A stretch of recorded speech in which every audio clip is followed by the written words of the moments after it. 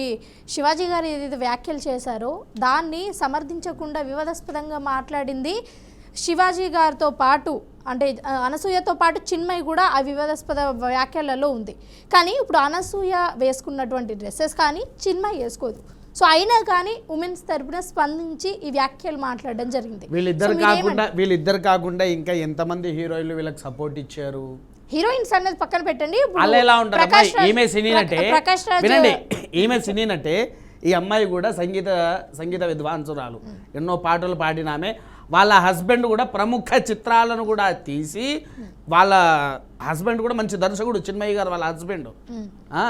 వీళ్ళు ఇద్దరు కాకుండా ఇంకా ఏ ఆడవాళ్ళు సపోర్ట్ ఇచ్చారు? ఎవరెవరు ముందుకు వచ్చారు? ఎంతమందికి వచ్చారు? అనసూయ నేను నీకు సపోర్ట్గా ఉన్నానని అనుష్క వచ్చిందా? కాజోల్ వచ్చిందా?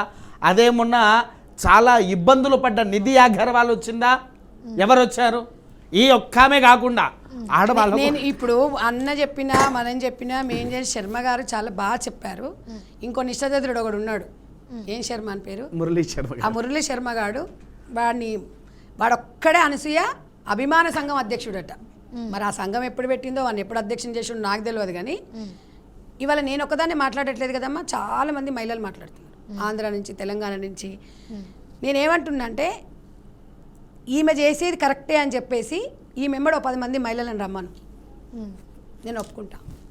లేకపోతే నేను ఒక పిలుపునిస్తా, నేను ఒక 1000 మందిని తీసుకొస్తాను. సో ఓకే, ఈ ఛాలెంజ్ మనం బీఆర్కే న్యూస్ తరపు నుంచి అనసూయకు ఫార్వర్డ్ చేయండి. మీ ఛాలెంజ్ ఏంటో చెప్పండి. మా ఛాలెంజ్ ఏం లేదు, నువ్వు అన్న మాటలకి నేను ఇలాగే వేసుకుందాం, మనకి ఇలాగే స్వేచ్ఛ కావాలి అని చెప్పేసి 10 మందిని తీసుకొని రమ్మని చెప్పండి.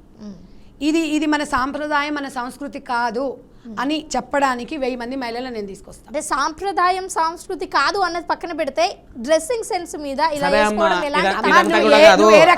ఏ రకంగానైనా వేసుకో. నేను అనేది ఏంటంటే నువ్వు నీ బట్టలు అనేది నీ వ్యక్తిగతం, నేను కాదనను. నీవు ఈరోజు ఆ డ్రెస్సెస్ వేసుకొని ఎక్కడ వెళ్ళావు? నువ్వు ఏదో టూర్లు వెళ్ళినట్టున్నావు. టూర్లు నీ మొగడితో వెళ్ళావో మీ ఫ్యామిలీతో వెళ్ళావో మాకు సంబంధం లేదు. నువ్వు అక్కడ ఏం చేసావో కూడా మాకు సంబంధం లేదు. నీ గోప్యతను తీసుకొచ్చేసి పబ్లిక్లో పెట్టినప్పుడు 100% నీకు పబ్లిక్లో పెట్టే రైట్ నీకున్నప్పుడు అడిగే రైట్ నాకుంటుంది, నాతో పాటు ఇబ్బంది కలిగిన మహిళలకు ఉంటుంది, పురుషులకు ఉంటుంది.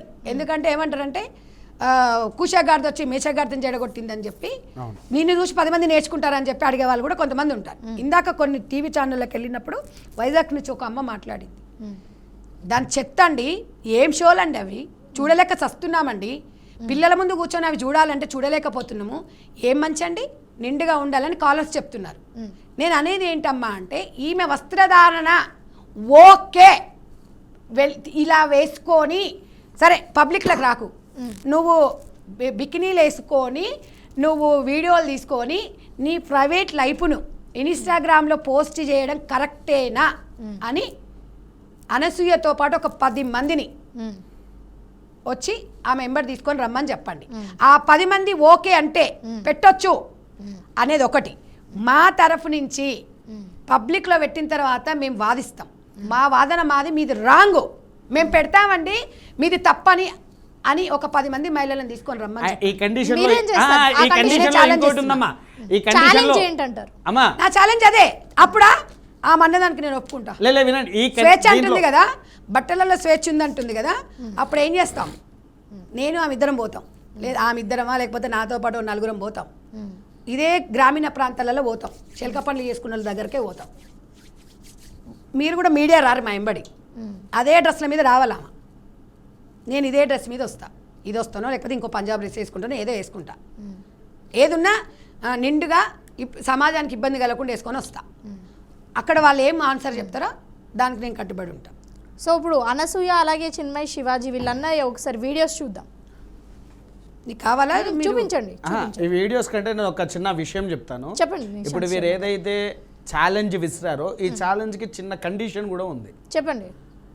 అనసూయతో ఎటువంటి వీళ్ళకి సంబంధించిన యాక్టర్స్ రాకూడదు.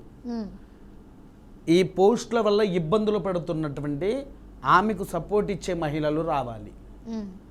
చిన్మయి గారు కాదు, ఇంకెవ్వరూ కాదు, సాధారణమైనటువంటి పీపుల్స్ అనసూయ గారి వెంట ఎవరున్నారో చూడాలి.